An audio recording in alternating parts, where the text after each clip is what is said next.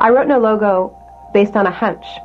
In around 1995, I started to notice what I thought was the beginning of a new political movement that would specifically take aim at the growing power of multinational corporations, and in many ways would do an end run around governments and go after corporations directly. We knew something big was going on. I'm talking about in the mid-90s. We knew there were global shifts taking place around free trade, around corporate consolidation, and that these shifts didn't respect national boundaries in any way. And our traditional way of thinking about politics, which was to change politics nationally, weren't working.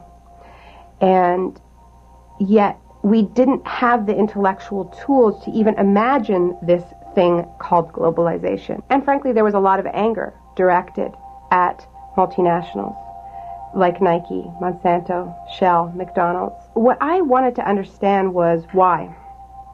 What were the conditions that created the backlash, that in my opinion made the backlash inevitable?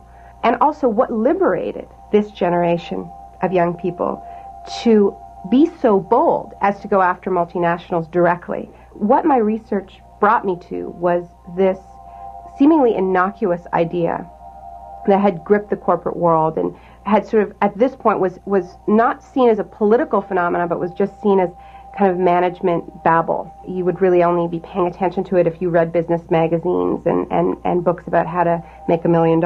And this idea was the idea of lifestyle branding. The idea that if companies wanted to be truly successful and competitive in a global marketplace, they had to understand that their true product was not their product, i.e. sneakers, movies, lattes, computers. It was an idea, a lifestyle. It was meaning itself. The idea of brands, not products, explained for me a few things at once. It explained the assault on the public sphere in the form of corporate sponsorship. It explained why we were seeing ever more new and creative forms of marketing, particularly directed at young people. It explained why, despite the promise of choice and interactivity, there seemed to be less choice because of corporate consolidation. And it also explained why we were hearing more and more about sweatshop jobs, temporary jobs, McJobs, why the quality of work seemed to be diminishing in many parts of the world, not just in the developing world. And these forces taken together, which I describe as no space, no choice, and no jobs, together converged to create the conditions for what I sort of colloquially am calling no logo, which is a phrase just to describe the spirit of anti-corporate resistance.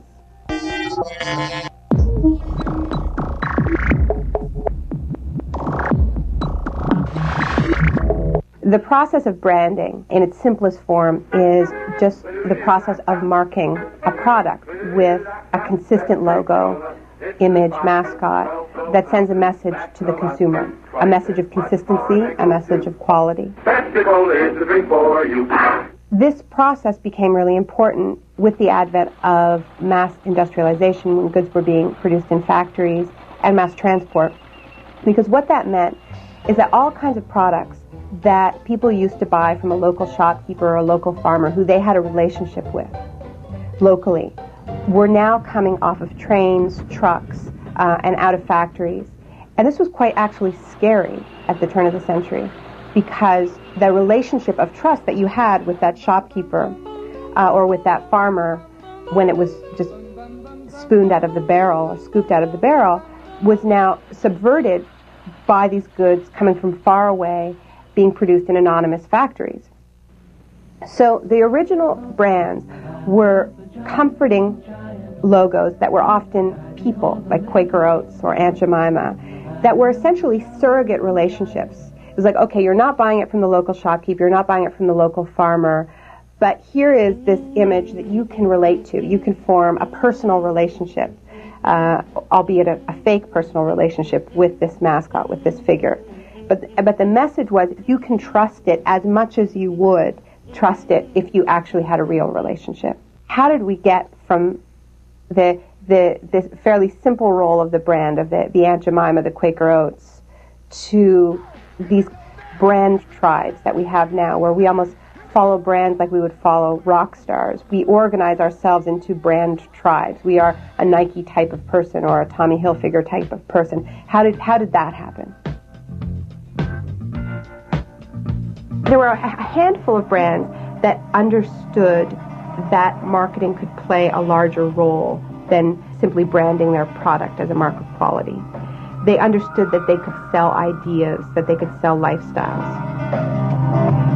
Coca-Cola, Disney, McDonald's, these core American brands became powerful precisely because they understood that they were selling ideas instead of products, that they were selling an idea about family. Coca-Cola was selling the youth lifestyle. In the 60s, they started selling peace and love. They were selling something way more profound than their fairly generic product, which was this black fizzy liquor. Walt Disney understood that he was selling the American dream.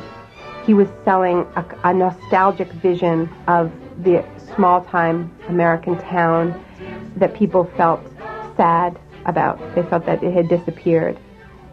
The CEO of Nike, Phil Knight, says that he had a kind of an epiphany in the mid-'80s where he realized that he didn't want to compete in a commodity marketplace anymore, that he did not want to be a sneaker company, or as he said, a fashion company. He wanted to be a sports company. And that their core image or their core idea was not about their sneakers being better than Reebok's, but was an idea about the nature of sports, and that pure athletic ability and the raw ability of truly superstar athletes like Tiger Woods and Michael Jordan is a kind of metaphor for the American dream. And so he decided to sell that idea. When you have a culture where ideas are not treated as being connected to belief or action, but are just commodity and just to be used and attached, oh, diversity, let's use that to sell Benetton sweaters. Community, let's use that for Starbucks. The ideas themselves are devalued. The best example is Virgin.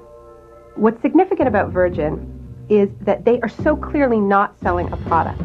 They are selling an idea. And the idea that they're selling is the Virgin type person. The Virgin type person kind of bucks authority, sees themselves very much as an individual. They're in their late 20s, early 30s. They see themselves as a nonconformist.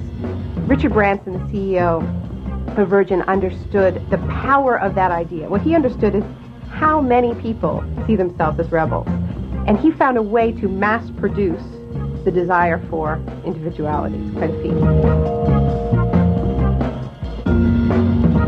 So our most powerful ideas are now treated as brand content. The environmental movement is the body shop's identity. Apple has used revolutionary icons like Martin Luther King and Gandhi after their deaths, long after their deaths, as pitchmen for Apple, because allegedly the Apple brand stands for doing things differently, and these men did things differently. Because the people who are crazy enough to think they can change the world are the ones who do.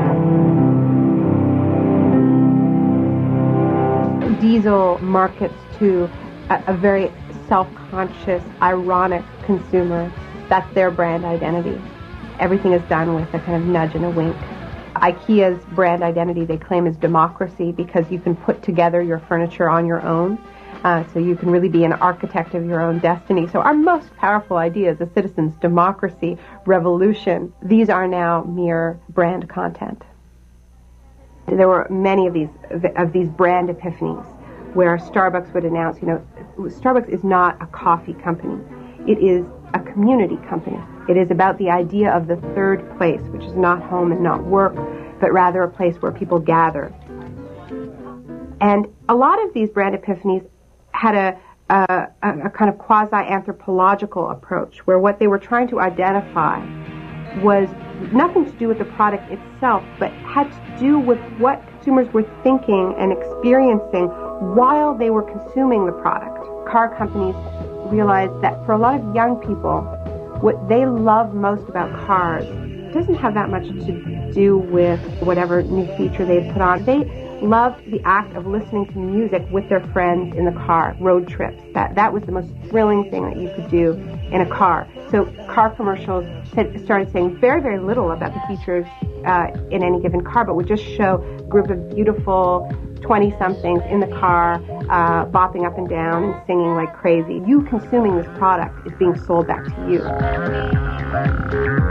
And it's not just about creating associations within advertising. That's the old way of doing things. Hire an advertising firm to create an association between a desirable lifestyle and your product, i.e. you show footage of people consuming your product. That's the old way. The new way is to go out into the culture and find out where people actually are doing those things, where your brand idea lives independently.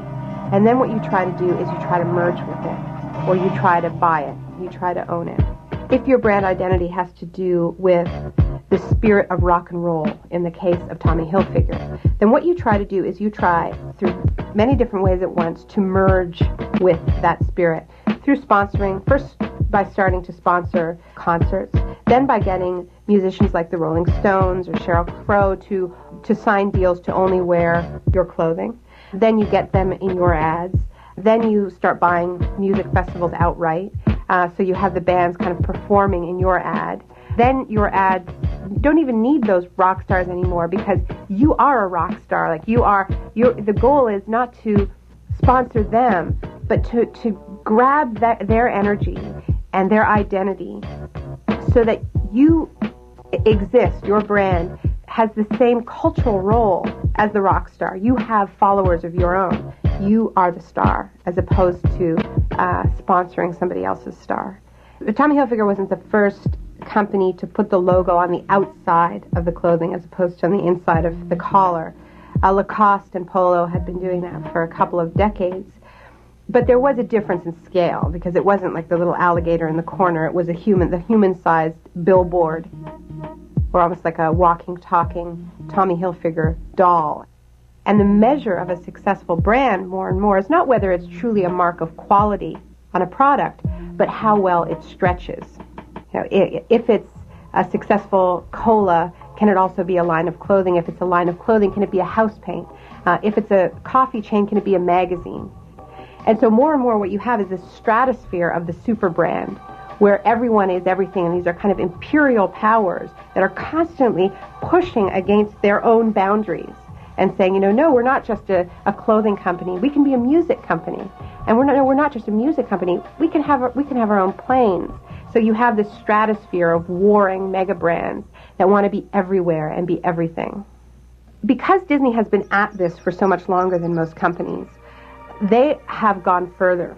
And what they have done is they have built, in a sense, they've reached brand nirvana. They have built a Disney town called Celebration, Florida.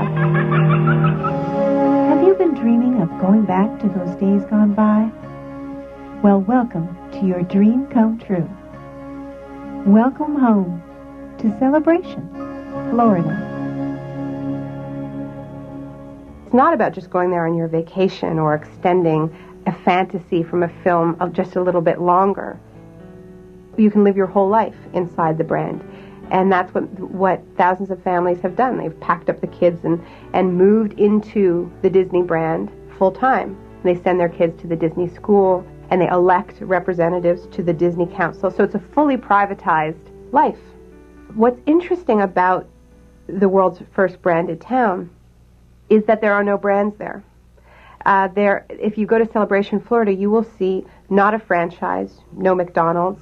You won't see any billboards. You'll see lots of green spaces and parks and kids driving around on bicycles.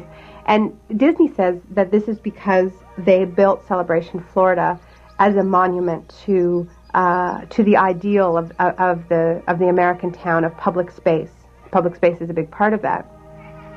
Now, that may be true, but there's another aspect of it as well. And that aspect is that when you have finally reached your absolute brand nirvana, where you have built the dream world in 3 dimensions and you actually have people living there full time, the first thing you want to do is you want to slam the door behind you. And you want to make sure that there aren't any competing messages that are in any way interrupting with this perfect, synergized, cross-promoted marketing moment. And that's why what we're really talking about is monopoly.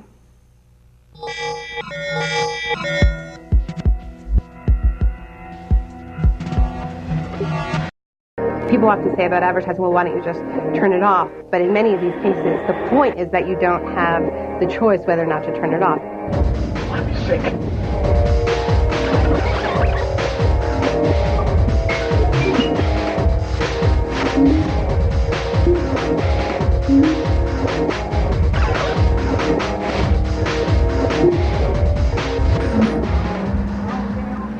The point is that you don't have the choice whether or not to turn it off, because it's, it is in the streets, it's right in front of your face on the subway or even in the bathroom, in a public bathroom. So that's the point, is to take choice out of the equation, because choice, when, even if you can click with your converter, that is seen as the enemy in the world of marketing. That's why you need to get your ad woven into the content of television shows, so choice is taken out of the equation. Jody tends to get carried away. What? I saw them at Starbucks together, didn't I? You're out of Diet Coke. It could be that we skipped the staff meeting this morning to go to Starbucks.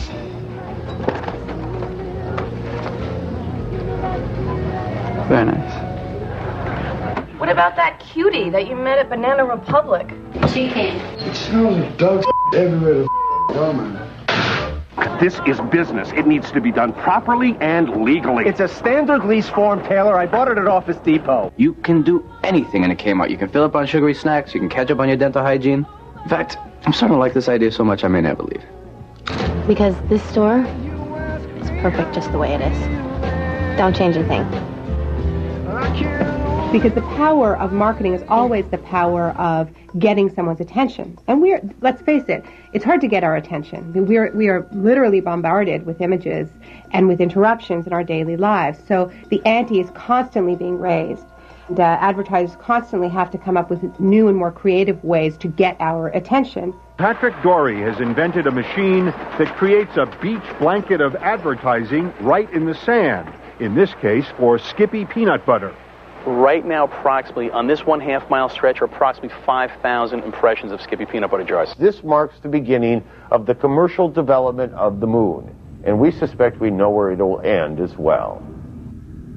There is now no aspect of our lives that is not open to being used in this kind of theater of the brand. Relaunching our logo here on the side of the spaceship is the perfect metaphor for what we're really trying to accomplish with the brand. Today's Pizza Hut rocket was actually the company's second choice. Their preference? Just imagine, the moon, a nighttime billboard. As companies try to feed off of meaning and feed off of space, everything is a potential prop. Auto wraps. One California firm paying consumers $400 a month to become driving billboards. A day at the beach, brought to you by a big-name sponsor. Even a town selling its own name to an internet company for $75,000. Welcome to Half.com, Oregon. All of it, any idea, political activism, all of it gets pulled into these brands telling their story, as they say. Even in capitalist cultures, there are still places where the rules of the market do not apply. We have lived with rules where there are public spaces that are cordoned off and protected because we understand that they're important for our democracies. When you lose the commons, when you lose the very idea of the public, when schools start to look like malls, when libraries start to look like Barnes & Noble bookstores and Barnes & Noble bookstores start to look like libraries, you lose the very idea of there being any place that is outside of the market. And I think that in terms of democracy, this has drastically weakened our democracies because we have fewer and fewer places where we can relate to each other as non-consumers, as citizens. Probably the best example of that is the shopping mall, because the shopping mall is designed to mimic the town square. And often designers of malls will use this language overtly. They'll talk about it, about creating a town square type atmosphere. So you'll have fountains, and you'll have benches, and you'll have pseudo street lights, and it sort of looks like an old style town hall or town square, but it isn't. And you can find that out very quickly if, for instance, you try to pass out a political pamphlet of any kind, or if you're an employee at a clothing store, say, and you and your friends decide to form a union and you want to have a picket line in the mall. Well, you can't do that. You can do that in the street, but this is a privatized public sphere, and the private rules around private property apply. So protesters, anyone who is exercising free speech that is seen as not being conducive to the goal of the mall, which is buying and selling, any message that has not come to this store because we have a sale on, you'll immediately find yourself in the parking lot, escorted out by private security. Excuse me. Yeah, what can I do for you? Excuse me, you can't do that in the mall. I can't do what? What do you mean? There's no filming in here. Turn the camera off. Don't worry. I'm not filming. Who are you with? What are you filming? This is private property. Confiscate your camera. Chill out. I'm not even recording. The door's there. I got a man there. The door's right there. I'm going to have to escort you out, sir. We're not talking about a new idea when we talk about corporate censorship. But what's changed is the scale. Walmart owns so much of the book and music market that their brand image often comes into conflict with artistic expression. We want products in our stores that a family would be proud to have in their homes. Walmart, in addition to being at the top of the Fortune 500 list, the largest employer in the United States, they are also a very powerful brand. And their brand identity is, surprise, surprise, it's a family brand. It's like Disney. It's a very similar kind of identity. And they pride themselves on creating a family store.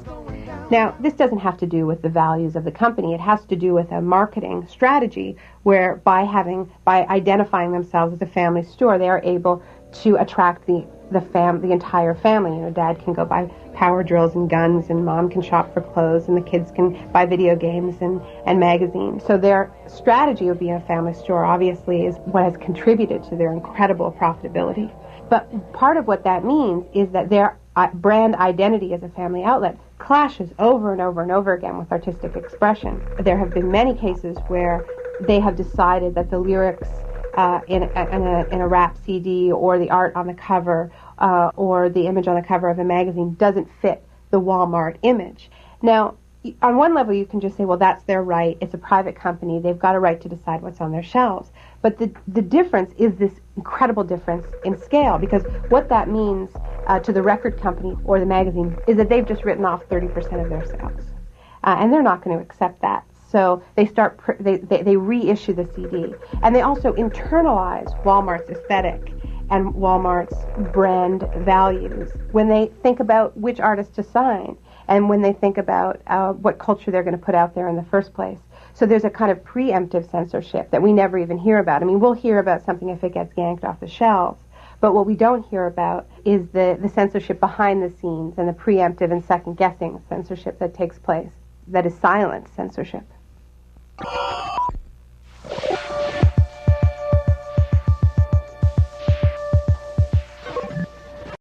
Brands are not new, but what started to happen is that companies, instead of seeing their primary role as producing products and then branding them with a corporate identity, we're now seeing their primary role as producing brands, image, meaning, which could be stretched into many different arenas, and that producing the product was almost incidental. When you buy a pair of shoes, say a Nike pair of shoes, even though there's a Nike swoosh on it, Nike didn't make those shoes. Nike bought those shoes. And the way that they did it is probably they approached a broker in Hong Kong. And that broker in Hong Kong told them which factory could produce those shoes for the cheapest price. So the contract to make those shoes was given to a factory in China, in Vietnam, in Indonesia. But that contractor may then decide that they can even get a cheaper price by contracting with subcontract factories. And at every stage, the amount of money that goes to the workers shrinks, and you end up with this maze of contract and subcontract factories. The Nike paradigm, as it is now called, was held up as the future of the corporate world. Now, what makes a product cheaper, one product cheaper than the next? They can't scrimp too much on materials because obviously there needs to be a baseline level of quality in all the products or they're going to go out of business. So where they usually manage to get the savings is how much they pay the workers. Human rights groups say Nike pays some workers in Asia less than $1 a day and employs child labor in some of its plants. And part of the way that you keep wages down is by tightly controlling a workforce, making sure that they don't start forming unions and making demands for things like health care benefits, job security, more control over their lives. These goods are produced in what are called export processing zones. They're often called maquiladoras. What they are special industrial parks that have been set up especially to produce goods for export to the United States, to Canada, to Europe. They are walled in. There are high fences, and there are usually armed guards monitoring these zones. The workforce is incredibly young and almost entirely female. The dominant age is 18 to 25, and I would say that they were about 80% women. And the women who worked there didn't come from the surrounding areas. They came from provinces that were 6 or 7 hours away. This was in the Philippines and Indonesia. And the people who I met said that they felt that this was done on purpose, that they were designing a workforce that was very, very easy to control, that there was a feeling that women were easier to control than men, young women were easier to control than older women, and that girls who are far from their family and their community and their infrastructure, what makes them strong and rooted, are easier to push around, are constantly feeling scared and unstable, and this is why it's an easier workforce to control. When Nike first started buying its shoes, importing its shoes from contractors, it was dealing primarily with Japanese manufacturers. But then producing products in Japan got too expensive. So they started giving the contracts to manufacturers in Korea and Taiwan. But then workers in Korea and Taiwan started forming unions and started getting higher wages. And Nike and Reebok and all the companies that were producing products in Korea and Taiwan weren't very pleased with this. So they canceled those contracts. Then what happened is that the companies that owned the factories in Korea and Taiwan moved to the Philippines, Vietnam, China, and opened up factories there. The governments in these countries will say, okay, well, we'll give you a 10-year tax holiday. You can come to our country, you can set up a factory, no tariffs, and we'll guard your factory and make sure no pesky union organizers even get in there. And then the company will say, and we have a docile workforce, we can give it to you for 10 cents cheaper a piece. So there's a kind of a global auction going on, and the pawns in this auction are the workers themselves. And that's why, even though the promise of globalization is that it will lead to development in poor countries and that wages will go up and the situation will improve, what's actually happening is we're witnessing a race to the bottom where countries are outbidding each other for who can abuse their workers more. But the significance for a company like Nike is that building these kind of utopian branded world costs much more than just advertising a product. So you often hear companies openly saying that we have made a choice. We have decided to build our brand. But that choice has consequences, and one of the consequences is that when that decision is made, it is often accompanied by a decision to sell off factories and to embrace the Nike model, the company that owns all this intellectual property but doesn't own any factories. When a company decides to embrace this model, that obviously immediately affects their workforces in North America and Europe. People who had steady unionized jobs, were paid enough to support a family, lose those jobs.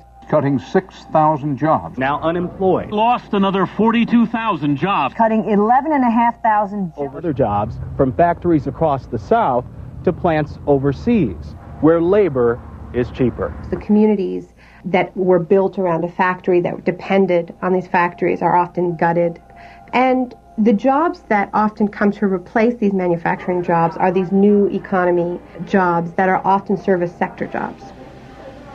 they are often temporary jobs. It's significant that in the U.S. right now, the two largest employers are Walmart and Manpower. Manpower is a company that doesn't produce anything. It supplies people. It is a temp firm, a huge temp firm.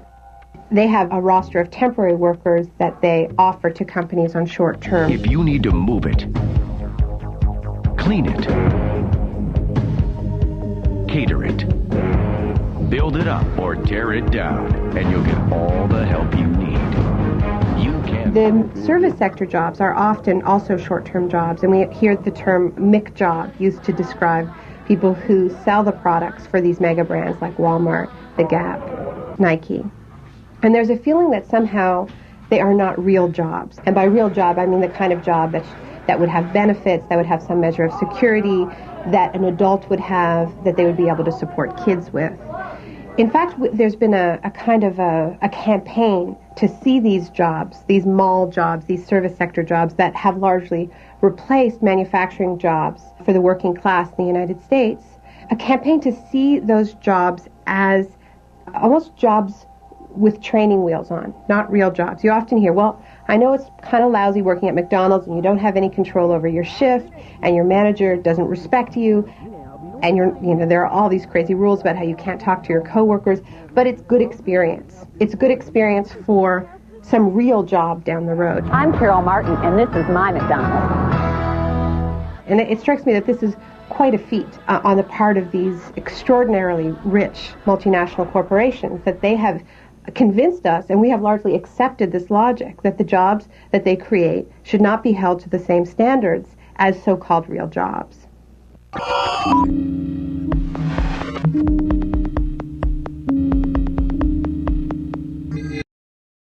So in a sense, what we're seeing is using branding that is so enmeshed in our culture and in our lives as a way back into our own societies, a way to engage with globalization. Because if you pick up a shoe now, you have the story of globalization in your hand.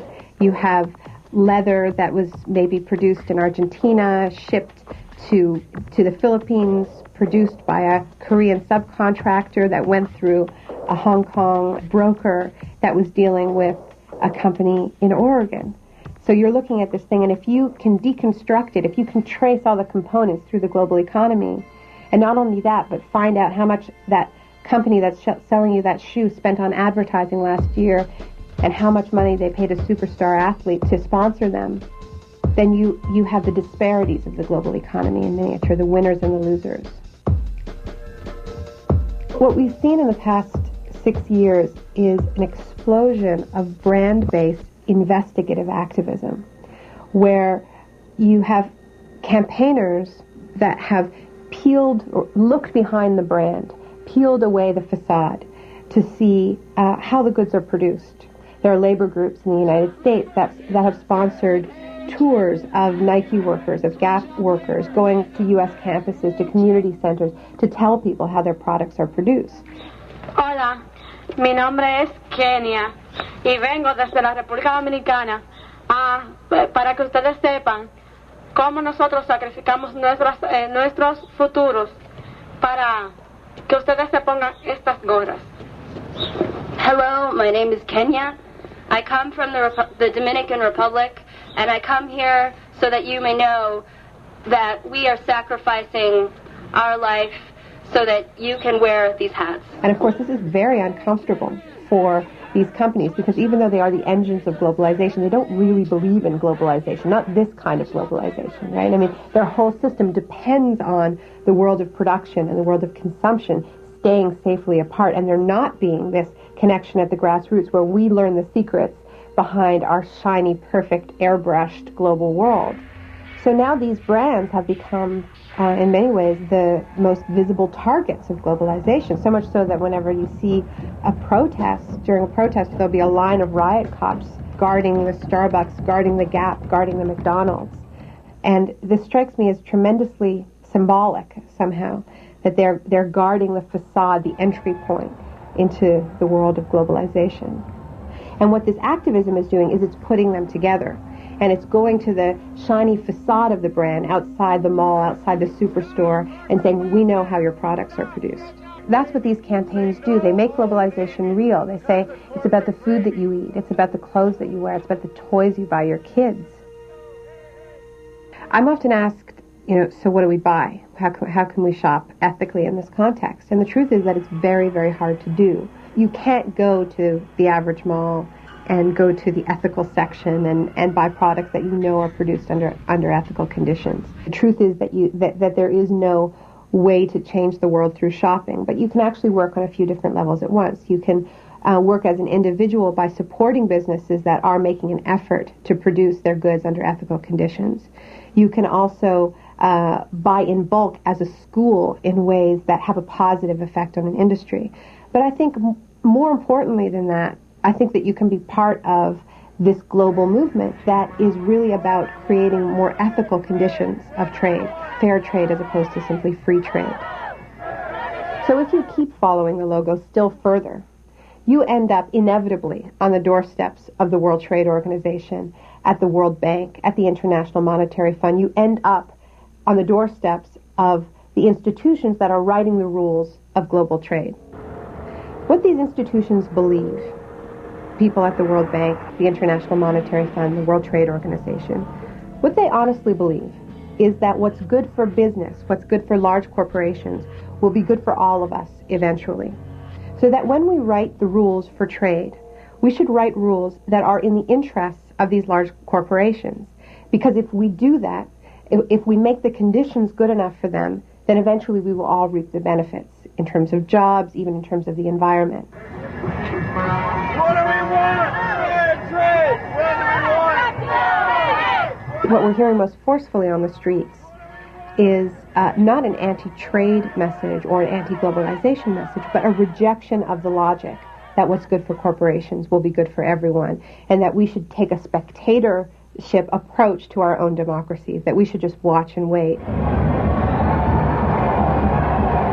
Part of what we're starting to see at these huge protests outside of trade meetings, like Seattle, Washington, Prague, Genoa, every time world leaders get together to talk about the global economy, there are these counter demonstrations. And what is being articulated is the beginnings of a movement that is about reclaiming the public, reclaiming the commons. And that's a really difficult thing to do because, of course, so much of our lives has been privatized and is now within the umbrella of the market, that even talking about the commons is like trying to talk about the matrix while you're in the matrix.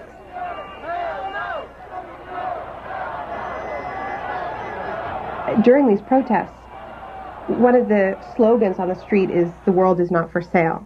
And part of what's being done is carving out spaces where we can say that the rules of the market should not apply here.